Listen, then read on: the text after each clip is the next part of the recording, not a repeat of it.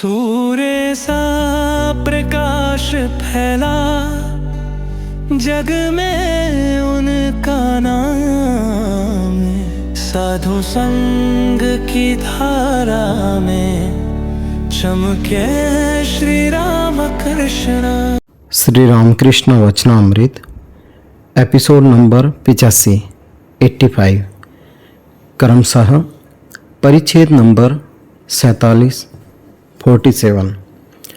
ब्रह्म तत्व तथा आद्य शक्ति।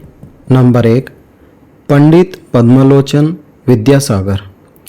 आषाढ़ की कृष्णा तृतीय तिथि है, 22 जुलाई 1883 ईस्वी। आज रविवार है। भक्त लोग अवसर पाकर श्री रामकृष्ण के दर्शन के लिए फिर आए हैं। अधर, राखाल और मास्टर कलकत्ते से एक गाड़ी पर दिन के 1-2 बजे दक्षिणेश्वर पहुँचे।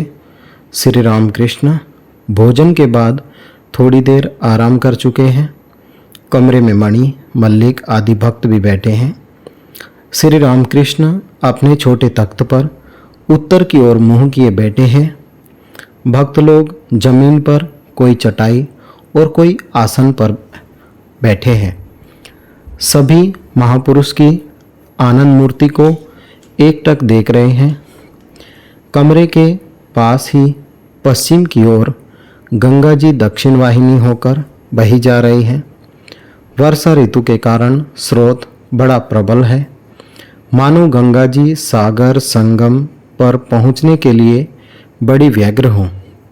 केवल राह में क्षण भर के लिए महापुरुष के ध्यान मंदिर के दर्शन और स्पर्श करती हुई जा रही है।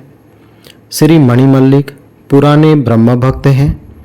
उनकी उम्र 60-65 वर्ष की है। कुछ दिन हुए वे काशी जी गए थे। आज श्री रामकृष्ण से मिलने आए हैं और उनसे काशी दर्शन का वर्णन कर रहे हैं। मणिमल्लिक एक और साधु को देखा। वे कहते हैं कि इंद्रिय संयम के बिना कुछ नहीं होगा, सिर्फ ईश्वर की रट लगाने से क्या होगा। श्री रामकृष्ण इन लोगों का मत यह है कि पहले साधना चाहिए, सम दम तितिक्षा चाहिए। ये निर्वाण के लिए चेष्टा कर रहे हैं। ये वेदांती हैं, सदैव विचार करते हैं। ब्रह्म सत्य और जगत मिथ्या बड़ा कठिन मार्ग है। यदि जगत मिथ्या हुआ तो तुम भी मिथ्या हुए। जो कह रहे हैं वे स्वयं मिथ्या हैं। उनकी बातें भी स्वप्नवत है, बड़ी दूर की बात है। यह कैसा है जानते हो? जैसे कपूर जलाने पर कुछ भी शेष नहीं रहता, लकड़ी जलाने पर राख तो बाकी रह जाती है। अंतिम विचार के बाद समाधि होती है। तब मैं, तुम, जगत इन सब का कोई पता ही नहीं रहता। पद्मलोचन बड़ा ज्ञानी था, परंतु मैं माँ माँ कहकर प्रार्थना करता था तो भी मुझे खूब मानता था। वह बर्दवान राज का सभा पंडित था। कलकत्ते में आया था। कामारहाटी के पास एक बाग में रहता था। पंडित को देखने की मेरी इच्छा हुई। मैंने हृदय को यह जानने के लिए भेजा कि पंडित को अभिमान है या नहीं। सुना कि अभिमान नहीं है। मुझसे उसकी भेंट हुई। वह तो इतना ज्ञानी और पंडित था, परंतु मेरे मुंह से राम प्रसाद के गाने सुनकर रो पड़ा। बातें करके ऐसा सुख मुझे कहीं और नहीं मिला। उसने मुझसे कहा, भक्तों का संग करने की कामना त्याग दो, नहीं तो तरह तरह के लोग हैं, वे तुमको गिरा देंगे। वैष्णव चरण के गुरु उत्सवानंद से उसने पत्र व्यवहार करके विचार किया था। मुझसे कहा, आप भी जरा सुनिए। एक सभा में विचार हुआ था, शिव बड़े हैं या ब्रह्म। अंत में पंडितों ने पद्मलोचन से पूछा। पद्मलोचन ऐसा सरल था कि उसने कहा, मेरे 14 पुरखों में से किसी ने न तो शिव को देखा और न ब्रह्म को ही। कामनी कांचन का त्याग सुनकर एक दिन उसने मुझसे कहा, उन सब का त्याग क्यों कर रहे हो? यह रुपया है, वह मिट्टी है। यह भेद बुद्धि तो अज्ञान से पैदा होती है। मैं क्या कह सकता था? बोला, क्या मालूम। पर मुझे रुपया पैसा आदि रुचता ही नहीं। शीर्षक विद्यासागर की दया। भीतर सोना छिपा है। एक पंडित को बड़ा अभिमान था। वह ईश्वर का रूप नहीं मानता था, परंतु ईश्वर का कार्य कौन समझे। वे आद्याशक्ति के रूप में उसके सामने प्रकट हुए। पंडित बड़ी देर तक बेहोश रहा। जरा होश संभालने पर लगातार का अर्थात काली की रट लगाता रहा। भक्त, महाराज, आपने विद्यासागर को देखा है? कैसा देखा? श्री रामकृष्ण, विद्यासागर के पांडित्य है, दया, परंतु अंतर्दृष्टि नहीं है। भीतर सोना दबा पड़ा है। यदि इसकी खबर उसे होती तो इतना भारी काम जो वह कर रहा है वह सब घट जाता और अंत में एकदम त्याग हो जाता।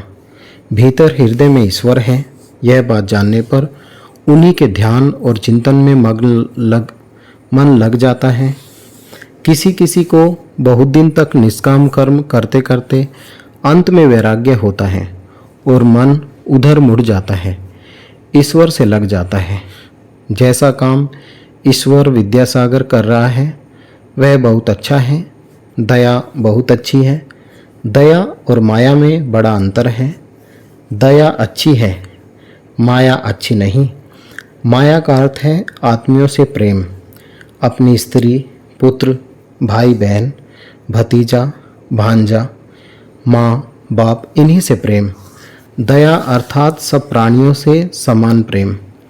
नंबर 2, शीर्षक ब्रह्म त्रिगुणातीत है, मुंह से नहीं बताया जा सकता। मास्टर, क्या दया भी एक बंधन है? श्री रामकृष्ण, वह तो बहुत दूर की बात ठहरी। दया सतोगुण से होती है। सतोगुण से पालन, रजोगुण से सृष्टि और तमोगुण से संहार होता है। परंतु ब्रह्म सत्व रज तम इन तीनों गुणों से परे है, प्रकृति से परे है।